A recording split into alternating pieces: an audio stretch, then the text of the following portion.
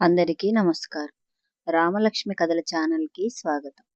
ఈరోజు మనం చెప్పుకోబోయే కథ పేరు 'భార్య చనిపోయిందనుకున్న భర్త'. మన కొత్త సబ్స్క్రైబర్లందరికీ స్వాగతం.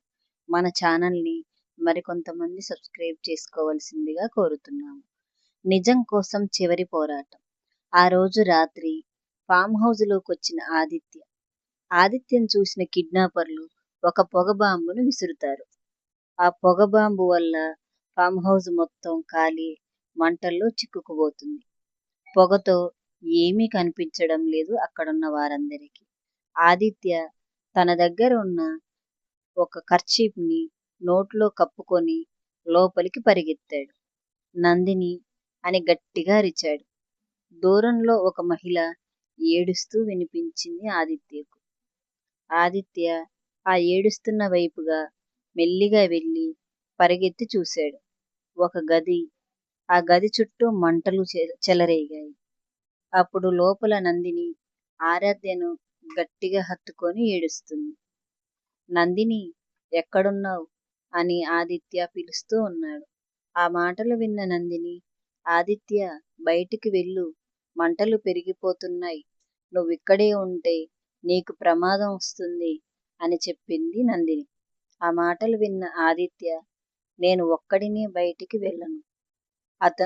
అతను మెల్లిగా వెళ్ళి ఒక ఇనుప రాడ్డుతో ఆ తలుపును బలంగా కొట్టాడు. అయినా అది ఓపెన్ కాలేదు. అలా 2-3 సార్లు బలంగా కొట్టిన తర్వాత ఆ తలుపు విరిగిపోయింది. అతను విరిగిపోయిన తలుపులోంచి లోపలికి వెళ్ళి ముందుగా పాపను అంటే ఆరాధ్యను ఎత్తుకున్నాడు. ఆ తర్వాత నందినిని చేతులు పట్టుకొని బయటికి పరిగెత్తుకుంటూ వచ్చాడు. అప్పుడే ఇల్లు పైకప్పు పెద్ద శబ్దంతో కూలిపోయింది. ఇంకో 2 సెకండ్లు ఆలస్యమైతే ఫామ్ హౌస్ మొత్తం కూలిపోయి ముగ్గురు అక్కడే చనిపోయేవారు. ఇక బయట పోలీసులు ఆ ముగ్గురిని సురక్షితంగా తీసుకెళ్లారు. ఆరాధ్య భయంతో ఏడుస్తుంది. ఆదిత్య ఆమెను దగ్గరకు తీసుకొని, ఏడవకు బంగారం, నాన్న ఉన్నాడు కదా అని చెప్పాడు. ఆరాధ్య మాత్రం చాలా ఆశ్చర్యంగా అలాగే చూస్తూ ఉండిపోయింది. ఆరాధ్య, నిజంగానే మీరు నా నాన్ననా అన్నట్లుగా. ఆదిత్య కళ్ళలో నీళ్లు. అవును తల్లి అని ఆమెను గట్టిగా హత్తుకున్నాడు. అది చూసిన నందిని కూడా కన్నీళ్లు ఆపుకోలేకపోయింది. అలా ఆ 3 ప్రాణాలు మళ్ళీ ఒకటయ్యాయి. పోలీసు బలగాలతో ఫామ్ హౌస్ బయటే ఉన్న విక్రమ్ అందరిని తీసుకొని పరిగెత్తుకుంటూ వచ్చాడు. విక్రమ్కి ఆ కిడ్నాపర్లు దొరకలేదు. ఆ మాట విన్న ఆదిత్య, ఏమంటున్నావు విక్రమ్? ఇంత బలగంతో వచ్చావు, ఇంతమంది పోలీసులు, అయినా మనకు ఆ కిడ్నాపర్లు దొరకలేదా అని అడుగుతున్నాడు ఆదిత్య. ఆ మాటలకు విక్రమ్, ఆ కిడ్నాపర్ ముందు పొగబాంబు విసిరి వెనకాల దారిలో నుంచి ఎవరికీ కనపడకుండా పారిపోయారు అని చెప్పాడు విక్రమ్. అది తెలుసుకున్న ఆదిత్య కోపంతో, ఇంకా ఎన్ని ప్రాణాలతో ఆడుకుంటారు? మరుసటి రోజు నందినిని హాస్పిటల్కి తీసుకెళ్లారు. డాక్టర్ అన్ని పరీక్షలు చేస్తాడు. కొద్దిసేపటి తర్వాత డాక్టర్, ఇప్పుడు ఒక శుభవార్త అని చెబుతాడు. ఆదిత్య, నందిని ఇద్దరు చాలా ఆత్రంగా డాక్టర్ ఏం చెబుతారా అని చూస్తూ ఉంటారు. అప్పుడు డాక్టర్, నందినికి జ్ఞాపక శక్తి అనేది ఇప్పుడు పూర్తిగా తిరిగి వచ్చింది. ఇక ఆమె ఆరోగ్యం విషయంలో మీకు ఎలాంటి ప్రమాదం లేదు. ఆమె ఆనందంగా ఉండొచ్చు.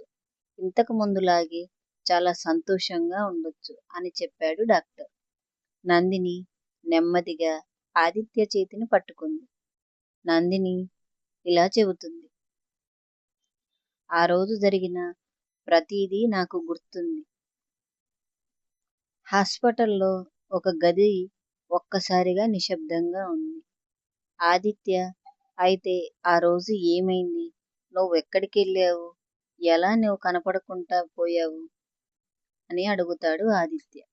అయితే ఆ యాక్సిడెంట్ ఎలా జరిగింది అన్నదానికి నందిని కాసేపు ప్రశాంతంగా కూర్చొని కళ్ళు మూసుకుంది. కొన్ని క్షణాలు మౌనం తర్వాత నందిని ఇలా చెప్పింది. అది యాక్సిడెంట్ కాదు. ఆ రోజు మన కారు బ్రేకులు ముందే ఎవరో కట్ చేశారు. ఆదిత్య ఒక్కసారిగా లేచాడు. ఏం చెప్తున్నావు నందిని నువ్వు? అది నిజంగానా? నాకసలు నమ్మకంగా లేదు అని అంటున్నాడు ఆదిత్య. అప్పుడు నందిని, అది నేను నా కళ్ళతో చూశాను. ప్రమాదానికి 1 గంట ముందు మనం మన గ్యారేజీలో ఒక వ్యక్తి ఉన్నాడు.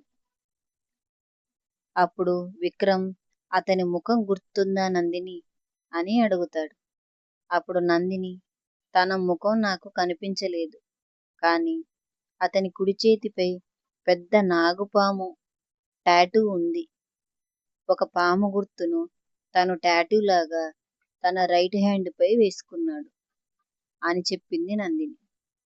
ఆ మాటలు విన్న విక్రమ్ వెంటనే తన ల్యాప్టాప్ తెరిచాడు. పోలీస్ డేటాబేస్లో వెతికాడు. ఎక్కడైనా అలాంటి టాటూ వేసుకున్న మనిషి మన పోలీసుల రికార్డులలో ఉన్నాడో లేడో తెలుసుకుంటే అది చూపించి నందినికి తొందరగా అతన్ని పట్టుకోవచ్చనేది విక్రమ్ ప్లాన్. అలా 5 నిమిషాల తర్వాత ఒక ఫోటో ల్యాప్టాప్ పై కనిపించింది. విక్రమ్ దొరికాడు అని చెప్పాడు. అందరూ స్క్రీన్ వైపు చూశారు. అది కిడ్నాపర్ కాదు. ఇతని పేరు రాజీవ్. ప్రమాదాలు ప్లాన్లు చెయ్యడంలో పేరుగాంచిన మాజీ మెకానిక్ అని చెప్పాడు విక్రమ్. అది విన్న ఆదిత్య, అంటే ఆ విలన్ కిడ్నాపర్ ఆర్డర్ ఇస్తే ఇతనే ఈ పని చేశాడు అంతేనా అని అడిగాడు ఆదిత్య. అదే సమయంలో ఒక పాత గోదాములో ఆ కిడ్నాపర్ కుర్చీలో కూర్చుని ఉన్నాడు. అతని ముందు మెకానిక్ రాజీవ్ నిలబడి ఉన్నాడు. అప్పుడు ఆ కిడ్నాపర్ ఇలా అడిగాడు, నందినికి అన్నీ గుర్తొచ్చాయట, నిజమేనా అని అడిగాడు. అప్పుడు రాజీవ్, అవును సార్ అని చెప్పాడు.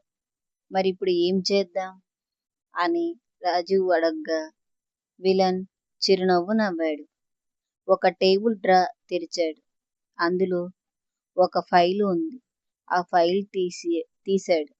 ఆ ఫైల్ మీద ఆదిత్య ఫైనల్ ప్లాన్ అని రాసి ఉంది. అంటే ఆ విలన్ కి ఏమీ అర్థం కాలేదు.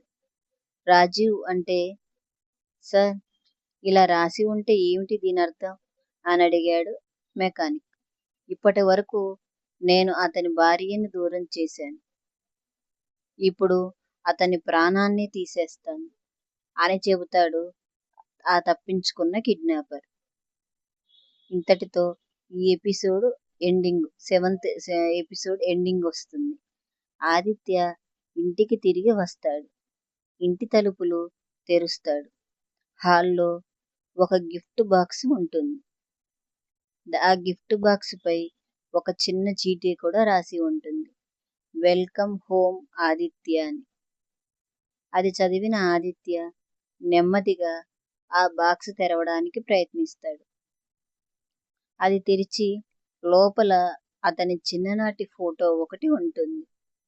దాని వెనుక ఒక లెటర్ రాసి ఉంటుంది, నీ గతం నీకు గుర్తుందా అని.